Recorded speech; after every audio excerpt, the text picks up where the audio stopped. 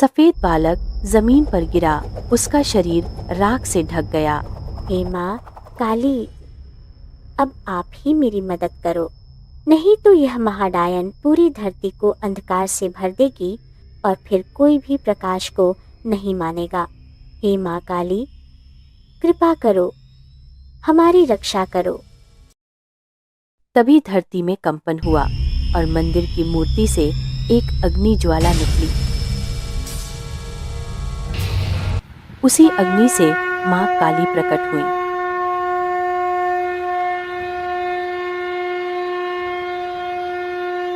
रुद्रगिरी उत्तर भारत के पहाड़ों में बसा एक छोटा सा गांव। सुबह की धुंध उसके मंदिरों और घरों को ऐसे ढक लेती जैसे समय खुद यहाँ रुक गया हो। कहते हैं यह वो भूमि है जहाँ कभी देवी रुद्रिका ने एक सांप को बांध दिया था, लेकिन सांप कभी मरते नहीं, वे बस सो जाते हैं। और आज वो जागने वाला था। मीरा, देखो वो बादल, जैसे किसी ने आग की राख आसमान में फैला दी हो। पक्षी भी उड़ना छोड़ चुके हैं और यह सन्नाटा कुछ कह रहा है। दादी कहती थी, जब हवाएं रुक जाएं, तो समझो कोई आत्मा लौट आई है। तुम और तुम्हारी कहानियाँ, हर बार कोई भूत, कोई श्राप, कोई डायन। कभी कभी मुझे लगता है तुम डर से दोस्ती कर चुके हो। चलो स्कूल चलें, आज हमें मंदिर के पास से होकर जाना है।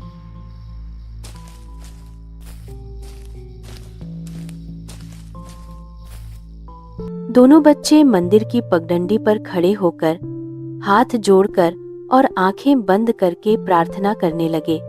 उनकी मासूम प्रार्थनाओं के बीच वातावरण में एक रहस्यमयी शांति फैल गई, मानो प्रकृति भी थमकर उनकी बात सुन रही हो। आरव प्रार्थना करते हुए कहता है, हे काली माँ, आज का दिन अजीब प्रतीत हो रहा है। ऐसा लगता है जैसे कोई अनहोनी होने वाली है। दादी माँ ने अपनी कहानी में इस गांव के श्राप के बारे में जो बताया था, बिल्कुल वैसा ही महसूस हो रहा है। कहीं वो डायन जाग न जाए और रुद्रगिरी फिर से अंधकार में न डूब जाए। तभी मंदिर के शिखर से अचानक एक चमकीला पंख नीचे आ गिरा। पंख से निकली तेज रोशनी अचानक उनके चेहरों पर पड़ी और उसी चमक से आरव और मीरा की आंखें फट से खुल गईं। आरव और मीरा उस चमकीले पंख को देखकर एकदम चकित रह गए। कुछ पल तक वे बस उसे देखते रहे, फिर धीरे धीरे एक दूसरे की तरफ देखने लगे। आरव, देखो ना, ये कितना चमक रहा है, जैसे चांद की रोशनी इसमें समा गई हो। मुझे नहीं पता ये क्या है, लेकिन लगता है इसे हमें अपने साथ ले जाना चाहिए। मीरा कहते हैं, हर सुनहरी चीज के पीछे कोई अनसुना, अनदेखा रहस्य छुपा होता है। और आज का अचानक बिगड़ता मौसम, हवा में फैली अजीब सी सनसनाहट और इस जादुई पंख का ठीक हमारे सामने गिरना, यह सब किसी अदृश्य संकेत जैसा लग रहा है। दादी की कहानियों में भी ऐसे ही इशारे आते थे, जहाँ कुछ बड़ा होने से पहले प्रकृति खुद चेतावनी देती थी। फिर भी इस पंख में कोई भय नहीं है। यह हमें माँ शक्तिकाली के मंदिर में मिला है, जहाँ बुरी शक्तियाँ कदम भी नहीं रख सकती। तो कहीं ना कहीं यह पंख किसी पवित्र, किसी अनजानी, किसी बहुत पुरानी शक्ति का संदेश लगता है। शायद वह शक्तियाँ जो हमें देख तो रही थी, पर अब पहली बार खुद को दिखा रही हैं। तुम और तुम्हारी डरावनी बातें हर चीज को जादू, भूत, डायन या किसी श्राप से जोड़ देते हो। चलो अब रात होने वाली है, घर चलते हैं। अरे अरे, ठीक है मीरा, ये जादुई पंख तुम ही संभाल लो। चलें अब, नहीं तो तुम फिर रास्ते भर मेरा मजाक उड़ाती रहोगी। मीरा उस चमकीले सुनहरे पंख को उठा लेती है और दोनों चुपचाप अपने घर की ओर चल देते हैं। चलते समय हवा में एक अजीब सी सरसराहट साथ साथ चलती महसूस होती है। रात ढल चुकी थी। रुद्रागिरी की गलियां एकदम सूनी हो चुकी थी। और पूरे गांव में एक गहरी शांति फैल चुकी थी।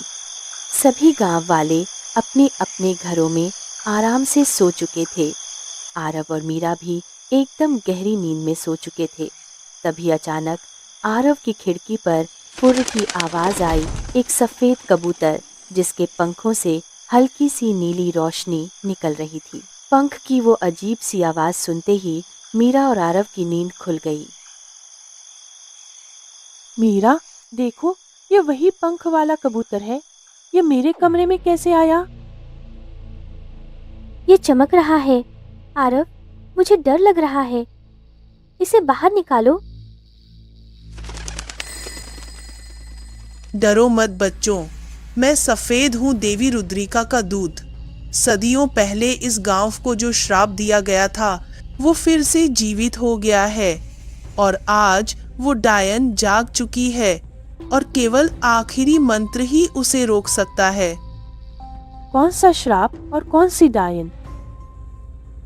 जिसे तुमने रुद्र झील कहा है, वहाँ कैद है यक्षिणी काली, जिसने मरते वक्त एक आखिरी वचन लिया था, जब कोई निर्दोष अपने हाथों से कबूतर का रक्त बहाएगा तब मैं लौटूंगी।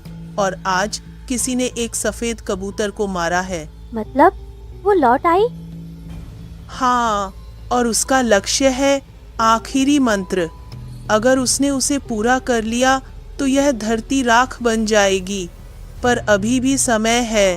तुम दोनों सुबह मेरे साथ देवी की गुफा चलना होगा, वहीं इसका अंत छिपा है। हम अपनी पूरी कोशिश करेंगे धरती को बचाने की। उस रात आरव की हिम्मत और मीरा का भरोसा दोनों ने मिलकर अंधेरे को चुनौती तो दे दी, लेकिन उनकी आंखों में भी डर साफ था और सफेद। यह बात अच्छी तरह जानता था कि वह डायन कितनी भयानक और शक्तिशाली है।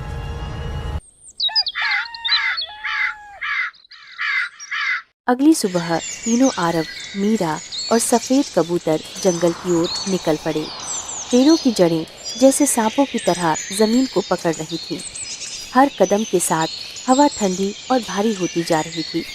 आरव, अगर सच में कोई डायन है तो क्या हम सच में उसे हरा सकते हैं? हम तो बस बच्चे हैं।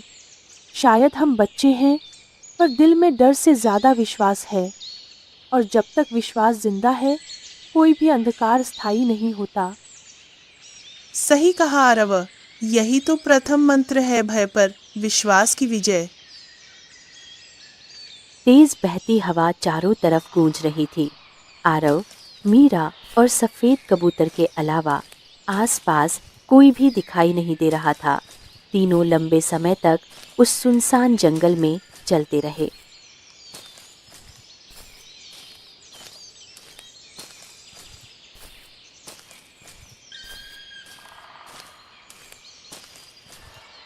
काफी दूर जाने के बाद आखिरकार वे देवी की गुफा के प्राचीन द्वार तक पहुंच गए। गुफा के द्वार पर पहुंचकर कबूतर ने अपने पंखों से एक रोशनी फैलाई। एक प्राचीन शब्द दीवार पर चमक उठा। सत्य से ही अग्नि जलती है और झूठ से राख बनती है। उधर रुद्र झील के पार एक अंधकारमय कोना था। वहीं जगी काली यक्षिणी, उसकी आंखों से धुआं निकल रहा था और उसकी हंसी ने हवा को काट दिया। तो दूत लौट आया है। वो सफेद पंख फिर उड़ने लगे। कितनी बार जलाया था मैंने उसे, फिर भी वो राख से लौट आया।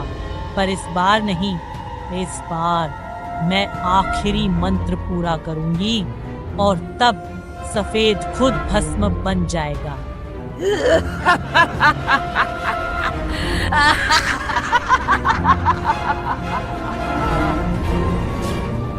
उधर गुफा के अंदर जाते ही 3 दरवाजे दिखाई पड़े। हर दरवाजे पर कुछ लिखा हुआ चमक रहा था। पहले पर विश्वास, दूसरे पर दया और तीसरे पर त्याग। मानो भीतर जाने का एकमात्र रास्ता वही हो।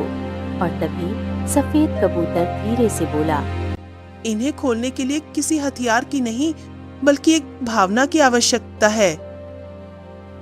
आरव, ये जगह मुझे अच्छा एहसास नहीं दे रही। और क्या तुम सच में सोचते हो कि 2 बच्चे एक जागी हुई यक्षिणी का सामना कर सकते हैं? अब तो मुझे डर लग रहा है कि कहीं हमसे गलती न हो जाए। मीरा, डर चिंता का दूसरा नाम है और चिंता इस बात की होती है कि हम किसी को या खुद को खो न दें।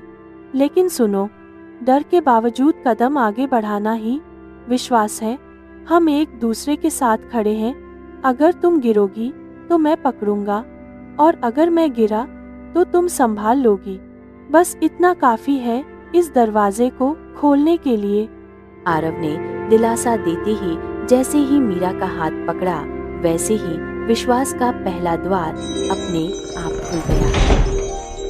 अब बारी थी दूसरे द्वार की, जो दया था, और उसे खोलने के लिए मीरा ने अपने गले में बंधी माँ की दी हुई ताबीज को उतारकर अपनी हथेली में लिया और धीमे से बोली, यह ताबीज सिर्फ धातु नहीं है, ये मेरी माँ की आखिरी याद है।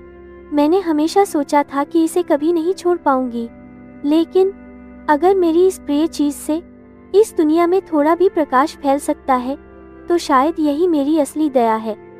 ऐसा कहते ही मीरा ने अपनी माँ की निशानी वही ताबीज दया वाले द्वार के सामने रख दी और अगले ही क्षण द्वार बिना किसी स्पर्श के अपने आप खुल गया। अब आखिरी द्वार को खोलने के लिए सफेद कबूतर आगे बढ़ा और बोला, त्याग हमें हमेशा वही दर्द देता है जिसे हम सबसे ज्यादा प्यार करते हैं। मेरे लिए मेरे पंख ही मेरा अस्तित्व है। उन्हीं से मैं उड़ता हूँ, उन्हीं से अपनी पहचान रखता हूँ। लेकिन अगर मेरे एक पंख गिराने से तुम दोनों की राह आगे बढ़ती है तो मुझे इसका दुख नहीं होगा, क्योंकि कर्तव्य हमेशा आराम से बड़ा होता है। ऐसा कहते ही सफेद कबूतर ने अपना एक पंख गिरा दिया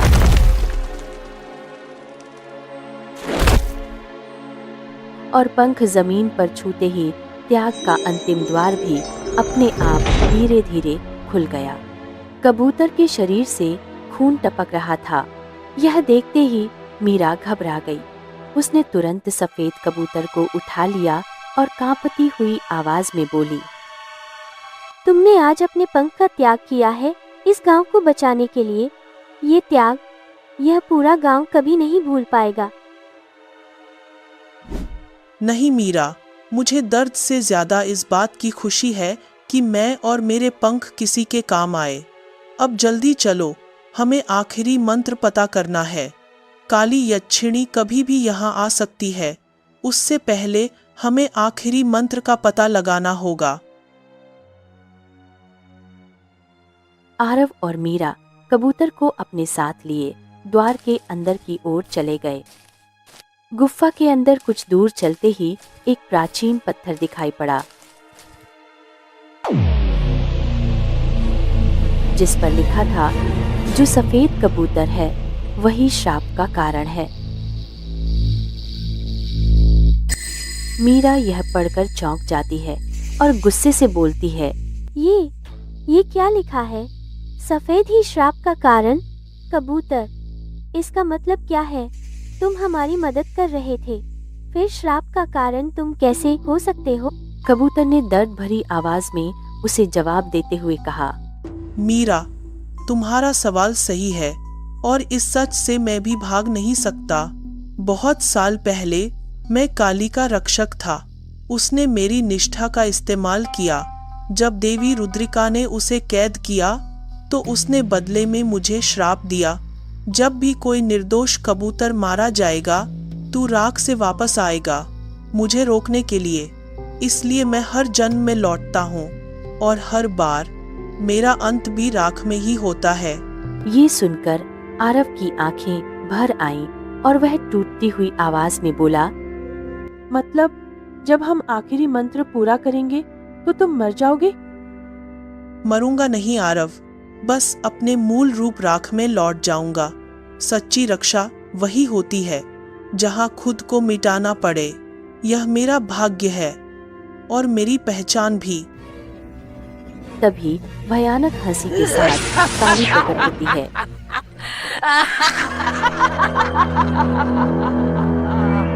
तो मेरा दूत फिर जाग उठा। कितनी बार तुझे जलाया, कितनी बार तुझे राख बनाया, और तू फिर लौट आता है। पर आज मैं इस चक्र को खत्म कर दूंगी।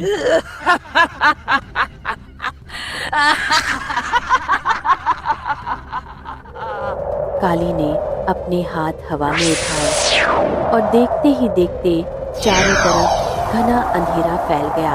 तभी कबूतर मीरा की गोद से उतरकर आगे आया और बोला, तुम कभी नहीं समझोगी काली, तुम अंधकार से जन्मी हो और प्रकाश से जलती हो।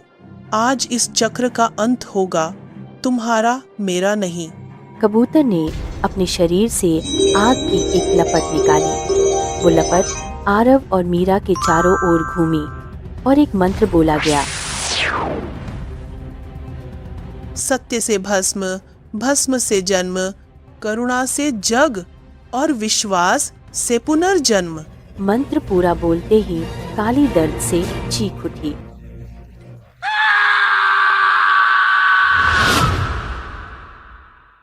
और देखते देखते सफेद कबूतर भी आसमान में गायब हो गया। बस अपना वही चमकीला पंख वहीं छोड़ गया। धीरे धीरे अंधकार मिट जाता है और हर तरफ प्रकाश फैल जाता है।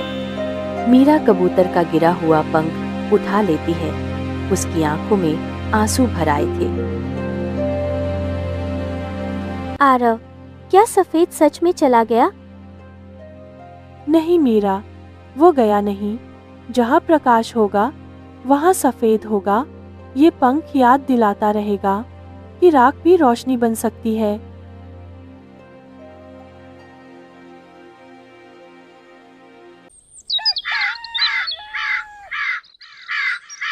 रुद्रगिरी फिर शांत था।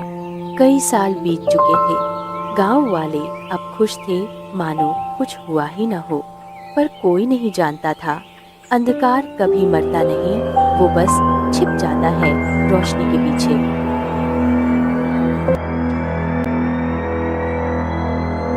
एक रात मंदिर के द्वार पर हवा ने हल्की सी सरसराहट की। दीपक अपने आप बुझ गया और राख की एक पुरानी लकीर फिर से चमक उठी, जैसे किसी ने कहा हो, वक्त पूरा हो गया है।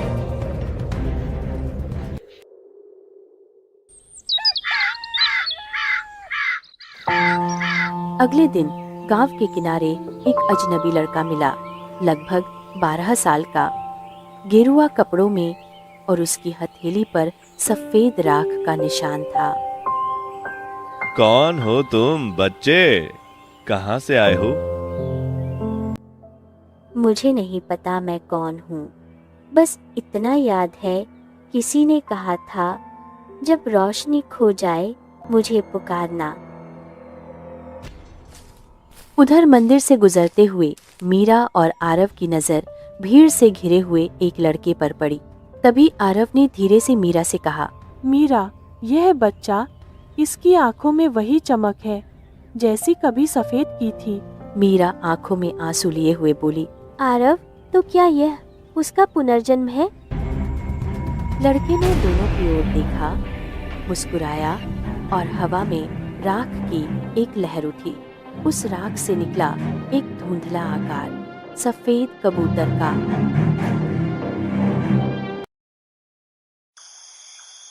उस रात जब सब सो चुके थे, वो लड़का मंदिर के पास आया।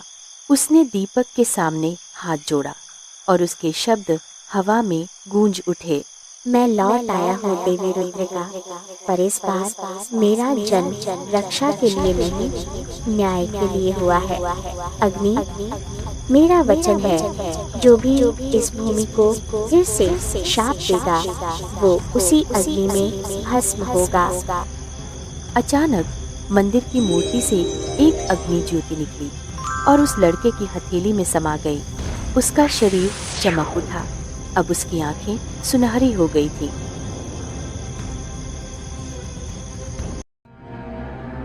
कुछ दूर पहाड़ी के दूसरी ओर रुद्र झील फिर से हलचल करने लगी थी।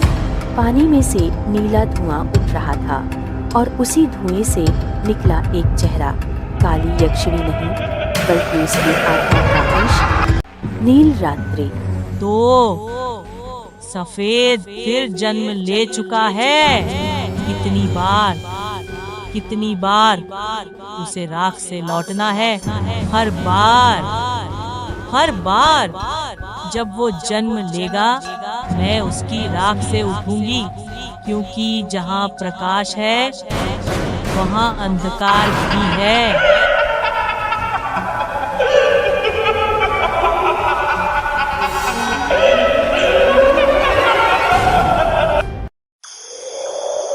रात का आसमान गहरा नीला हो चुका था। मीरा और आरव अपने घर के बाहर खड़े होकर आसमान की ओर देख रहे थे। तभी आरव ने धीरे से मीरा से कहा, मीरा, यह वही संकेत है। हमें मंदिर की पवित्र अग्निशिला को फिर से जगाना होगा। सिर्फ वही उस नीले अंधकार को रोक सकती है। मीरा डरते हुए बोली, लेकिन आरव, वह शिला तो सालों पहले नष्ट हो चुकी थी, तो फिर हम अग्निशिला को जलाएंगे कैसे? नहीं, वह नष्ट नहीं हुई। मैं उसी का अंश हूँ, और जब मैं अग्नि के साथ एक हो जाऊंगा तब नील रात्रि का अंत होगा। मीरा घबराते हुए बोली, नहीं, तब तो तुम भी मर जाओगे। लड़का मुस्कुराते हुए बोला, मीरा, मैं मरने नहीं आया हूँ। मैं तो भस्म बनकर ही जन्मा था ताकि कोई और न जले। जब जब अंधकार बढ़ेगा तब तब उसे मिटाने के लिए प्रकाश आता रहेगा। चलो अब मंदिर की ओर चलें। डायन वहाँ पहुँच जाए उससे पहले हमें अग्निशिला को फिर से जगाना होगा। हाँ ठीक है, चलो।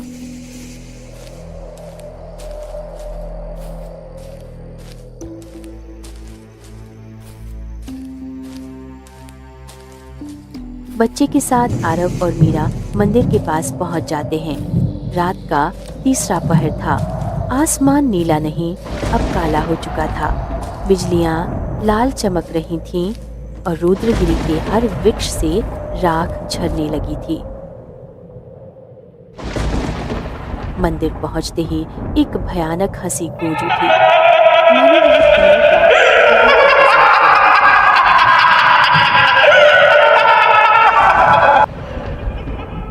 मीरा डरते हुए बोली, आरव, यह हंसी कितनी भयानक है। यह तो काली यक्षिणी से भी 100 गुना डरावनी हो चुकी है। शायद हम आने में देर कर चुके हैं। शायद उस डायन ने हमारे पहुंचने से पहले ही अग्निशिला को जगा दिया है। अब उसे रोक पाना हमारे बस की बात नहीं लगती। छोटा बच्चा घबराते हुए बोला, हाँ मीरा, अब शायद देर हो चुकी है। अब उस डायन को रोकना हमारे बस में नहीं है। वह पूरे गांव को राख बना देगी। तभी सामने एक अजीब सी परछाई उभरने लगती है।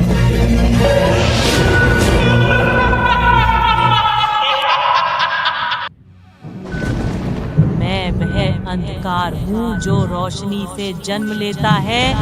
मैं वह श्राप हूँ जो प्रार्थनाओं से पलता है। सफेद कबूतर की आत्मा, तूने मुझे एक बार हराया था, पर इस बार तेरे राह में ही मैं विष भर दूंगी। आरव, मीरा, तुम्हारा विश्वास तुम्हें नहीं बचाएगा। देखो चारों ओर धरती कांप रही है। अग्नि मुझसे डर रही है। मैं स्वयं काल की बहन, तू मेरा नाम नहीं, मेरा आभूषण है। छोटा लड़का कांपते हुए आंखें बंद कर बोला, माँ रुद्रिका, मुझे शक्ति दो। मैं वचन देता हूँ। तू वचन देगा? तू जो राख का टुकड़ा है, मैं तेरी आत्मा को भी राख बना दूंगी। देख, तेरे भीतर की अग्नि अब मेरी है। यह धरती अब मेरी है। माँ काली की कृपा वह भी अब मुझ में समा चुकी है। डायन ने एक अभिमंत्रित चक्र प्रकट किया। लो, संभालो मेरा यह वार, छोटे बच्चे।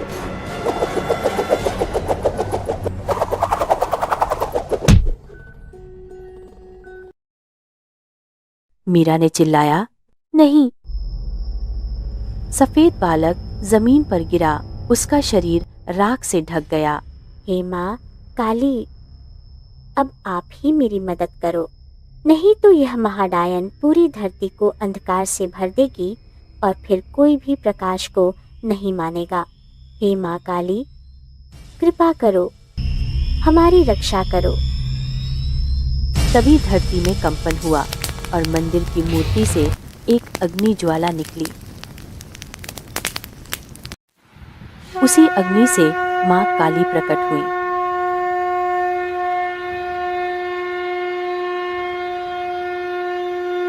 माँ काली गरजते हुए ब्रह्मांडीय स्वर में बोली, अरे अधम प्राणी, तू मेरी शक्ति को अपना कहती है? तू जो छल, भय और लालच से बनी है, तू क्या जाने भक्ति का अर्थ क्या है? तूने निर्दोषों का रक्त मांगा, परंतु भूल गई कि मातृत्व कभी बलि नहीं मांगता। मैं वही काली हूँ जो सृष्टि की गोद में अग्नि बनकर जलती है। तू मेरा नाम लेकर विनाश बोती है। आज मैं तुझे तेरे ही अंधकार में जला दूंगी। तेरी आत्मा, तेरे अस्त्र सब उसी नीले विष में भस्म होंगे जिससे तूने दूसरों को बांधा।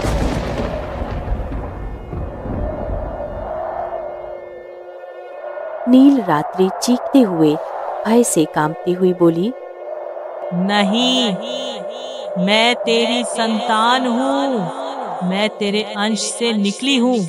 तू मुझे कैसे मिटा सकती है?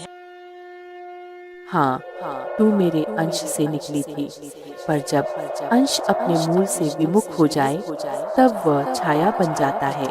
तू अब मेरी संतान नहीं, तू उस अंधकार की परछाई है जिसे मैंने कभी नकार दिया था। देख, यह वही अग्नि है जो सृष्टि को जन्म देती है और विनाश को भी। आज यही अग्नि तुझसे मुक्त करेगी। काली माता ने अपने हथेली से आग की लपट निकाली। उस अग्नि की लपट ने नील रात्रि को राख बना दिया।